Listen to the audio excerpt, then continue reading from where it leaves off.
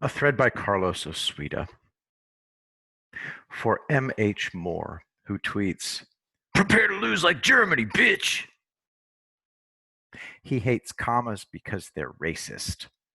His profile is a study in ahistorical delusion. I'm always amazed that people use terms without knowing their definition. The description says, "I usually talk sports and entertainment, but our country is under siege by a fascist, authoritarian, racist president. I'm speaking out for change." Nobody can agree on what actually defines fascism, but all the different definitions share common characteristics. 1. A centralized command economy. 2. Rigid control of society. 3. Rigid control of the education system. 4. Banning political opposition. 5. Banning of a free press. 6. Expansionist nationalism. 7. Hatred of conservatism. 8. Banning of representative government. 9. Rigid control of the judicial system. 10. Adoption of uniforms and mass civilian mobilization. 11. Ubiquitous use of political symbols and pageantry. 12. Secret police. 13. A network of civilian spies. 14. No due process under the law. 15. Dictatorship with absolute power. As anybody with a functioning brain can see, Donald Trump is anti-fascist. If someone is not fascist in any way, shape, or form, calling them fascist is as mindless as this invention. All right, let's check out this here invention, guys. No, it's too long of a video. Check it out. It's in the description. It's got a switch on it. Okay, hang on. Let's look at this invention. Okay. It's as useless as that invention. I think you get the idea. Anyway, Mike also says that Trump is authoritarian. No such thing as an authoritarian who strengthens federalism. I'm sure Mike has no idea what federalism is either. Trump is racist. Well, who isn't racist? Leftists say abolitionists are racist. When people call me racist, I laugh. I urge everyone to start watching videos by Black YouTube creators. Check out Kevin's Corner, Kevin Ellerby 32. This is the best deconstruction of racism I've ever seen. Link in the description and thread.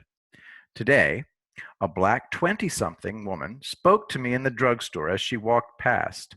"I just love your sunglasses," she said.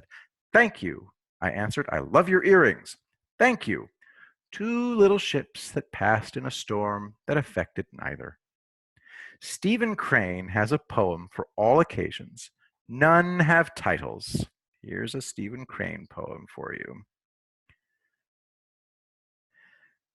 God fashioned the ship of the world carefully. With the infinite skill of an all-master, made he the hull and the sails, held he the rudder ready for adjustment. Erect stood he, scanning his work proudly. Then, at fateful time, a wrong called, and God turned, heeding. Lo, the ship, at this opportunity, slipped slyly, making cunning, noiseless travel down the ways, so that, forever rudderless, it went upon the seas, going ridiculous voyages, making quaint progress, turning as with serious purpose before stupid winds. And there were many in the sky who laughed at this thing. The racism thing isn't my fight. Oops, hang on. The racism thing isn't my fight. According to leftists, I'm racist since birth and I can't change. Well, that frees me up from worrying about the issue then, doesn't it? Thanks, leftists. I have more important things to do anyway. Finally, how were the Nazis defeated? Blockades, the killing of their best troops, the destruction of their offensive capabilities, starving them of fuel, strategic deceptions, playing on the cognitive rigidity of their leaders, espionage, sabotage, insurrection, invasion, and the taking back of territory, overwhelming them with more and better weapons, destroying their entire submarine fleet. How are the Democrats trying to defeat Trump? by flinging their own poo, foaming at the mouth, making infantile accusations. Biden won't tell us who's on his campaign staff. It's because they're all Republicans, and half of them are double agents, Judas goats.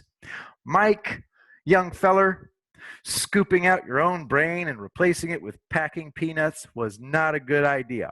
But I encourage you to keep driving away voters.